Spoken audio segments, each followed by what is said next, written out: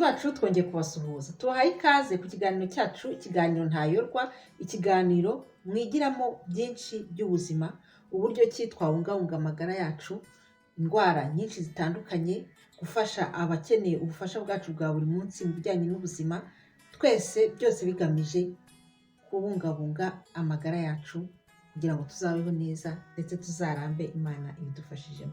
Uyu munsi rero naguhitiyemo ingingo y'indwara ya AVC kuko ariyo ndwara ya mbere yashyizwe ku rutonde ihitana umubare w'abantu benshi. AVC ni iki rero?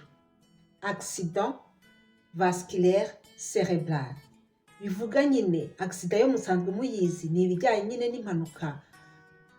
Cérébral ni ukuvuga mu mutwe nyine ibintu bijyanye n'ubwonko. Vasculaire bikaba bijyanye na ya miyoboro ivana nyine amaraso mu mutima, ituma nyine amaraso ajya gusirikira mu bindi bice by'umubiri biyakeneye. Urumva rero ko AVC ni impine nyine y'ayo magambo bivuga nyine iyo ndwara ijyanye n'ubwonko n'imitsi bya buri muntu. Ikaba ari indwara rero iteye ubwoba, yihuta cyane mu kwica umuntu, ku buryo uwigaragayeho ugize amahirwe ntihite imwica.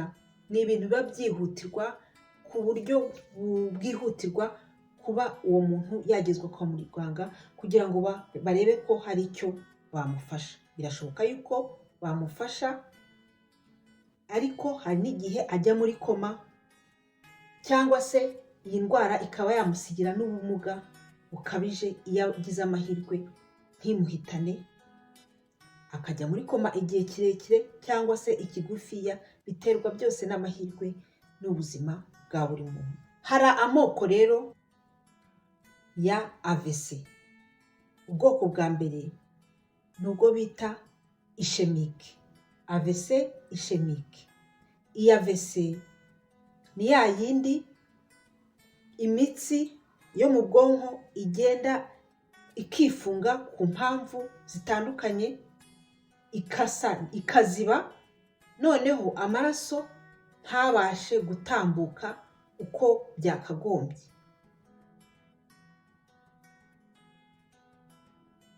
Noneho hakagira igice rero kimwe na kimwe kibura amaraso, kandi ari ngombwa nyine yuko amaraso akomeza gusirikira mu bice byose by'umubiri. Hakiyongeraho yuko na oxygene, wa mwuka mwiza umubiri ukeneye, kuko utemberana n'amaraso, icyo gice nyine kibura amaraso kikabura na oxygene. Ni hahandi ujya wumva umuntu nyine yikubise hasi, agize ikibazo cy'ubuzima nyine, kuko aba yabuze bya bindi by'ingenzi umuntu akeneye kugira ngo ubuzima bugenze neza. Hari n'ubundi bwoko rero, ubwoko bwo bita AVC hémorragique. Murumvamo ijambo hémorragie, bijyanye nyine n'uko umuntu hari imitsi y'ubwonko iba yo yacitse ku mpamvu zitandukanye, ho umutsi uracika, noneho amaraso agakwirwa mu bwonko cyangwa mu bindi bice nyine byaho nyine uwo mutsi wacitse, noneho bikabuza umuntu kureba neza, bikabuza umuntu bya bice nyine byakagombye gukora, bikabura oxygene, amaraso akajya n'ahandi, noneho akanangiza. Ni nacyo kibi nyine, ni nacyo gice kibi cyo giteye ubwoba. Urumva ibintu biba byadogereye. Hari n'ikindi gice rero cya gatatu, AVC yo ya hémorragie, ariko noneho yo ibera hanze y'ubwonko, atari mu gice neza cy'ubwonko, ariko bigenda n'ubundi byose bikangiza imikorere myiza y'ubwonko. Ni ya AVC nyine iri superficielle ku bwonko, ariko byose ni hahandi biragenda bikangiza imikorere myiza y'ubwonko. Ibyo ni ibice rero bitatu, ni amoko atatu ya AVC. Ubu noneho rero uribaza uti se ubundi AVC iterwa n'iki? Iki kiganiro rero nicyo kigamije. Ibiganiro ngenda nkora kenshi bikubwira aho ibintu bituruka n'uburyo bwo kubyirinda, niba hari n'icyakorwa kugira ngo cyikorwe muri prevention cyangwa se mu butabazi bwa ngombwa. Ubu rero ngiye kukubwira noneho aho AVC ishobora guturuka, impamvu za AVC. Mu mpamvu za mbere za AVC rero ni imyaka. Burya uko umuntu agenda akura akagera mu gihe nyine amaserire ye atangiye gusaza, niko umuntu ashobora kugira risike yo kugira AVC. Bitavuze yuko n'abantu batoya nabo bashobora kuyigira. Abana batoya nabyo bibaho, ariko umubare mwinshi w'abagira AVC ni abantu bakuru. Bavuga yuko mu buzima bwa buri muntu nibura umuntu umwe kuri 6 aba ashobora kugira indwara ya AVC. Ni ibintu rero bikunze kubaho. Les antécédents familiales nazo, cyangwa se abantu nyine aho umuntu yaturutse, mu muryango avukamo, igisekuru, amaraso afite, nayo ashobora kumubera impamvu yo kugira indwara ya AVC. Ndetse hari ubushakashatsi bwakozwe bugaragaza yuko abantu bafite groupe sange ya A, yaba ari pozitifu na negatifu, bafite amahirwe menshi yo kugira ikibazo cya AVC kurusha aba O. Abafite A bafite amahirwe agera kuri 15 mu bushakashatsi bumwe bwakozwe bwo kurwara indwara ya AVC kurusha ba bandi ba O, yaba ari negatifu yaba ari pozitifu. Hari nanone aho umuntu aturuka, za heredite, nabyo mu gisekuru, niba hari umubyeyi wagize AVC, abamukomokaho baba bashobora kuyigira. Hari nanone hypertension arterielle, ni indwara nanone ituma amaraso yihuta cyane, umutima ugatera cyane. Iyi nayo ni indwara itari nziza, ni indwara mbi igomba kuvurwa, kuko itavuwe iba ishobora gutera ikibazo cya AVC. Indi mpamvu ni ikijyanye n'ubuzima umuntu abamo. Ubuzima umuntu abamo, tuvuge nk'umuntu utakunda kugenda, utagira se icyo akora, wirirwa wicaye, wirirwa aryamye se, ni ubuzima ubundi butari bwiza. Mu buzima bwa buri munsi batugira inama yo kugira ibyo umuntu akora, gukora siporo se, kugendagenda. Niyo utakora ya siporo ikoreshwa n'ababihuguriwemo cyangwa n'ibigo byabugenewe bya siporo, ariko ukagira nyine imirimo y'amaboko, imirimo ukoresha umubiri wawe, ukagenda se, marche burya nayo ni nziza. Ni ngombwa rero ko umubiri wacu tuwukoresha, kuko bituma bya bindi twariye bikoreshwa, ntibitubere ikibazo. Ubwo nyine ni naho hazira obesite, ba bantu bafite ubunini bukabije butajyanye n'umubiri wabo, baba bafite ikibazo cyo kurwara AVC, kuko nyine amaraso ntabwo agenda neza, ndetse hakaba bagira n'ibinure ku bice na bimwe byari gutuma amaraso asirikira neza y'ubwonko, bakagira ikibazo cya AVC. Ubwo nyine ni naho havugirwa ibijyanye na cholesterol, ni bya binure bidakenewe mu mubiri, bya binure bibi. Abantu bafite byinshi rero baba bakeneye kubigabanya, sino bagira nyine ikibazo cya AVC n'ibindi bibazo bishobora kuziraho bya hypertension arterielle nakubwiye. Indi mpamvu ni alcool n'itabi. Abantu banywa alcool nyinshi, itabi ryinshi, nabo bafite risike yo kugira ikibazo cya AVC.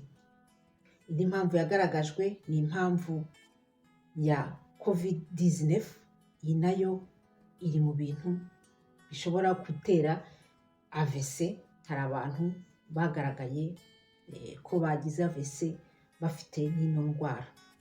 Ikindi rero ni ubuzima bwa stress, nabwo bushyirwa mu majwi y'ibintu bishobora gutera AVC. Ibindi rero ni imirire yiganjemo, tuvuge nka bya binure nakubwiye bya cholesterol byinshi. Niyo mpamvu bakugira inama nyine yo kwita ku mirire, imboga, imbuto, ukagabanya urugero rw'inyama zitukura. Biriya byose akenshi mwumvishe ko nkunda kubigarukaho mu biganiro, cyangwa abandi bigisha ibijyanye n'imirire. Ni ibintu bishobora kukuzanira ikibazo, harimo nyine n'iki ngiki cya AVC. Muri rusange rero ni ibyo ngibyo, ni ibyo bitera ikibazo cya AVC. Noneho rero wakwibaza icyo ugomba gukora kugira ngo uhangane n'ino ndwara ihitana abantu benshi, kuko ni benshi pe. Ninkubwira ngo ni benshi, ibintu byatumye bashyira ku murongo wa mbere w'ino ndwara nuko nyine basanze ari byinshi. Ikintu rero ugomba gukora ni ukurwanya bya bindi maze kukubwira hejuru, ukivuza niba ufite ikibazo cya hypertension arterielle kandi ugakurikiza inama muganga yakugiriye. Ikindi ni ukujya wabimenya, buri wese akagira umuco wo kuba yakoresha bilan de santé, akamenya uko ahagaze buri mwaka cyangwa se buri myaka ibiri, kugira ngo niba hari n'ikibazo bamufashe kwa muganga. Ubwo harimo nanone gukora za siporo n'ibindi bikorwa bishobora gutuma umubiri wawe umererwa neza, ibikorwa activité physique cyangwa se activité sportive. Harimo n'ibisanzwe bishoboka by'imirimo itandukanye, kugendagenda, gutwara ibintu bimwe na bimwe, umuntu ugakoresha umubiri wawe, ugakoresha za poroteyine urya, ugakoresha bya binure wariye niba wanabiriye, ukagabanya isukari, ukagabanya umunyu. Biriya byose ntabwo babikubwirira ubusa, byose biragenda bikakubaka bigatuma umererwa neza. Itabi, inzoga, byose bikagenda bigenderwa kure, byashoboka ukabireka burundu cyangwa se ugafata gakeya gakeya. Ushize navuze yuko utagomba kurenza ibirahuri 2 niba unabinyweye, cyangwa se nturenze ibirahuri 10 buri cyumweru. Noneho indi nama rero nayo ikunda kuvugwa ni uko umuntu yagira umuco wo gusiba rimwe na rimwe, ugasiba. Burya gusiba ni ukuvuga kumara amasaha runaka utariye, bituma umubiri ufata akaruhuko, ndetse ibibazo bimwe na bimwe bikaba byakwikemura utagombeye n'ubundi buvuzi buhenze cyane. Nabyo birafasha, kuko urumva niba umaze iminsi utariye, umubiri uboneraho gukoresha bya binure. Ni byinshi bishobora kugufasha ubihereye muri jeûne, cyangwa se gusiba, kumara amasaha menshi utariye, ni byiza. Noneho rero kuri wa muntu ufite ibiro byinshi, nawe akagerageza kubigabanya, akabaza uburyo ki yabigabanya, akagabanya isukari, akagabanya amavuta, akagabanya umunyu, amafarini n'ibiki byose. Akenshi birashoboka, ugakora ku buryo ubuzima bwawe ubuha gahunda, ku buryo ugira umwanya wo kuruhuka, noneho ukaba wabaho neza, stress ikagabanuka. Bitabujijwe yuko utakora, ariko rero byose biterwa n'ukuntu umuntu yihaye gahunda, ukaruhuka bihagije, ibintu byose ku murongo, ukagerageza gushyira ubuzima bwawe mu murongo. Reka nkubwire rero noneho ibimenyetso byakuburira ko ufite ikibazo, kuko hari n'igihe utabimenya, cyangwa se abo mubana ba hafi bakaba babasha kumenya ko umuntu babana afite ikibazo, kuko akenshi ntabwo kiba gutya, kiba cyarahereye imbere yaho, ariko iyo utabizi nyine ntabwo umenya ngo bimeze gute. Mu bimenyetso rero havugwamo umutwe, kugira ikibazo cyo kurwara umutwe. Umuntu ugiye kugira AVC ababara umutwe.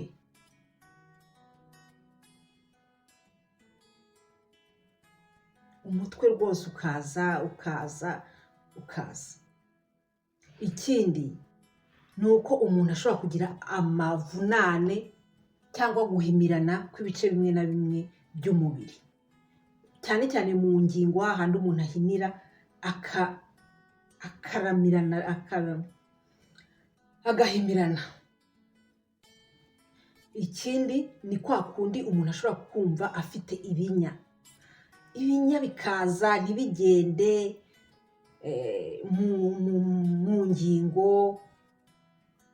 Ibinya nabyo hari igihe nyine biza gutya bikagenda, ariko nabyo bishobora kuba ikimenyetso cya AVC. Noneho rero ni ikibazo nanone mu kugenda. Hari igihe ujya ukabona umuntu arimo kudandabirana, ntareba neza, arareba ibikezi. Ibi nabyo ntabwo ari byiza ku muntu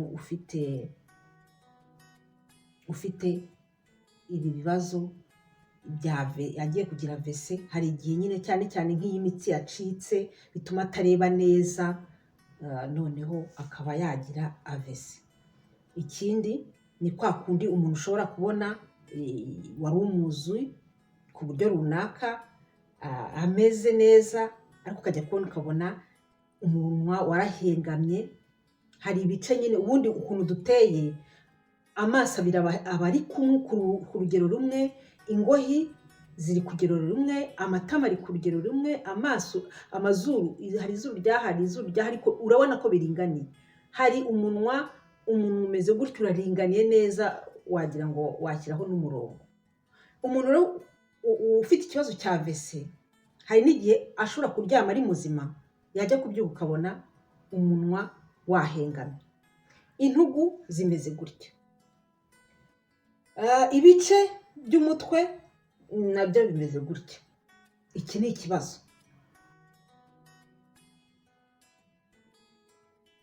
Ni ikibazo ushobora kuvuga uti uno muntu afite ikibazo, biba ari ngombwa guhita wirukira kwa muganga. Noneho rero hari n'umuntu rero ushobora kwikubita hasi, akagira isereri akikubita hasi. Ibimenyetso rero ni byinshi, biterwa nyine na AVC ufite. Noneho rero mu magambo arambuye ngiye kukubwira uburyo bakoresha. Nanone ni ubwo buryo na acronime nyine bakoresha mu guhina ibyo byose ibimenyetso nkubwiye bita VITE. Ni impine y'amagambo ngiye kukubwira ikoreshwa nyine. VITE n'ubundi mu magambo y'igifaransa bivuga kwihuta.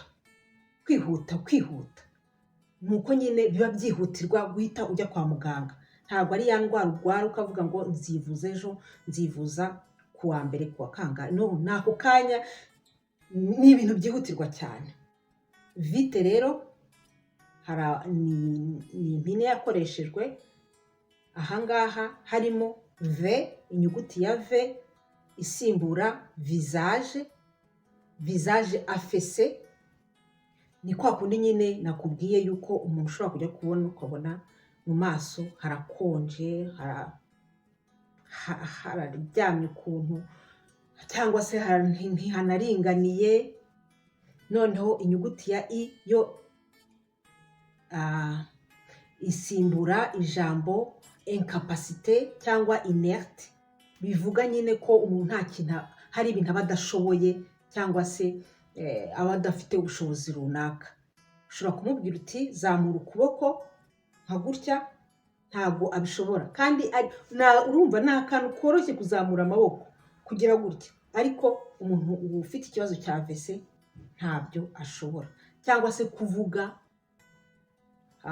inyuguti ya T isimbura trouble de la parole. Umuntu ufite ikibazo cya AVC cyangwa ugiye kukigira ashobora kugira ibibazo mu kuvuga, amagambo yari asanzwe azi neza akayabura. ugasanga aragutungira agatoki kandi yakagombye kuvuga ibyo akeneye, niba ari amazi akagira gutya nyine uba ugomba kuvuga ko ari ibibazo, habayemo ikibazo, kuki umuntu atakibasha kuvuga kandi yavugaga. Ibindi rero ni uko ugomba kumenya yuko umwanzuro wa byose ari extreme urgence, ni ya nyuguti nyine ya E, ni ukuvuga izo nyuguti zose zikora vite. Extreme urgence nabyo bivuga nyine ko byihutirwa cyane. Niyo mpamvu ari ngombwa kumenya za nimero zo guhamagara ambulance bibaye ngombwa mu gihe umuntu adafite imodoka ye bwite cyangwa ubundi buryo bwamwihutana. Kandi ni ngombwa ko uwo muntu abona muganga mu gihe cya vuba. Muri make rero ni ibyo ngibyo. Ikintu nzajya nkora ni ukukugezaho ayo makuru, ndakeka ko bigufashije, kuko niyo ndwara ya mbere iza ku mwanya wa mbere mu guhitana abantu benshi no mu gihugu cyacu no ku isi yose. Ni abantu buri munsi twumva bagize ikibazo cya vese. Ndagushimiye wowe waduteze amatwi, kandi ngukanguriye nyine gukomeza kudukurikira. Nkaba nifurije buri wese kugira amagara meza, kandi abagize kino kibazo, baba abakigize cyangwa ababuze ababo biturutse ku ndwara, cyangwa se abo yagizeho ingaruka bakaba yarabasigiye ubumuga runaka, urubuga Ntayorwa tukaba twifatanyije n'aba bose. Murakoze, mugire amahoro, mbizeza yuko ugize amahirwe ibintu ntibiguhitane, umuntu ashobora gufashwa kwa muganga gake gakeya, bigenda bigaruka. Niba ari n'amagambo wabuze agenda agaruka. Murakoze rero, mugire amahoro. Ni Celine Uwera ku rubuga Ntayorwa. Nkaba bakanguriye none gukomeza gukora subscribe, like na share niba byumva byabafashije. Mugire amahoro n'ubuzima bwiza. Wibuke ko amagara asesekara ntayorwa.